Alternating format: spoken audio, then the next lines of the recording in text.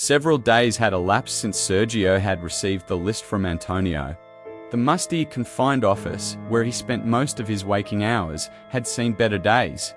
Its small space was dimly lit, the sole overhead bulb, casting an unflattering light that highlighted the disorder of the room. Various documents, papers, and reports were strewn about, in an impromptu collage of thwarted leads and dead ends.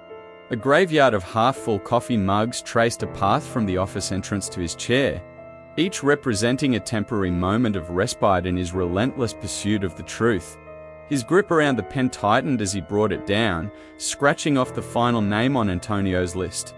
Each name he had crossed out so far was a phantom of hope, a potential thread to unravel the mystery, yet all had turned out to be fruitless.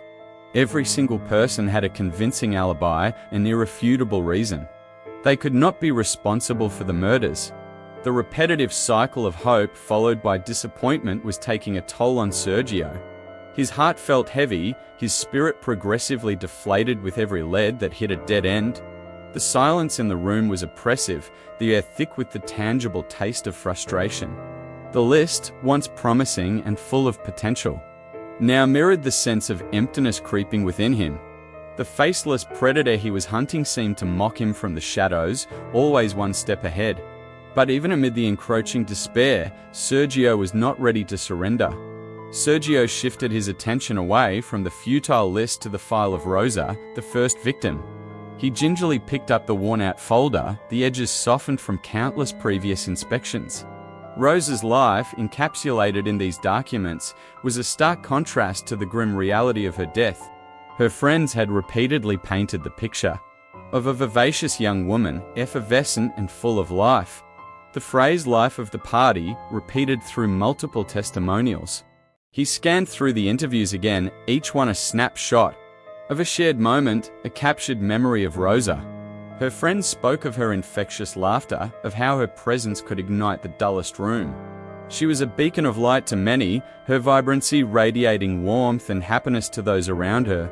They spoke of her smile, one that had the ability to effortlessly uplift spirits, now frozen in time within the pages of her case file.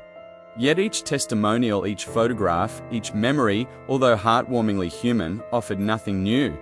There were no unseen connections, no overlooked clues, no hidden leads. The stubborn silence of Rosa's file reverberated through Sergio's consciousness, further amplifying his feeling of defeat.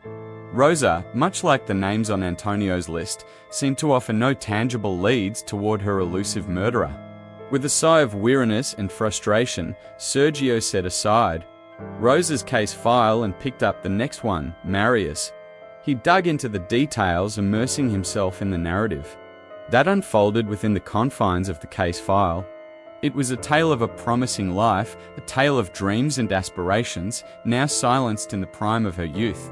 He sifted through the contents, absorbing the testimonials from her friends, the kind and respectful remarks from her professors, and the poignant words of her then boyfriend, Santiago Gutierrez. Each was a piece of a puzzle, each a facet of Maria that Sergio was trying to comprehend. The pain of her loss resonated in every word, every testimonial, amplifying the urgency Sergio felt to bring the killer to justice. His fingers turned the pages of the interview transcript, between Officer Roberto Valdez and Santiago almost mechanically, his eyes dancing over the familiar lines. He was on the verge of closing the file, feeling the sting of another dead end, when a particular piece of Santiago's dialogue leapt out at him. Maria loved history, always hunting for first editions, Santiago had said. She would often visit this local bookstore, don't quite remember the name something, the Papel. Sergio leaned back in his chair, his heart pounding like a drum against his ribcage. The words on the page swam before his eyes, but one thing was clear. Maria had frequented a bookstore that had a name ending in De Papel. It felt like he had been hit by a freight train. He chastised himself for not realizing this connection sooner after his encounter with Antonio. A connection had been sitting right under his nose. A connection he was too tired, too frustrated to see. Until now. Could it be a mere coincidence?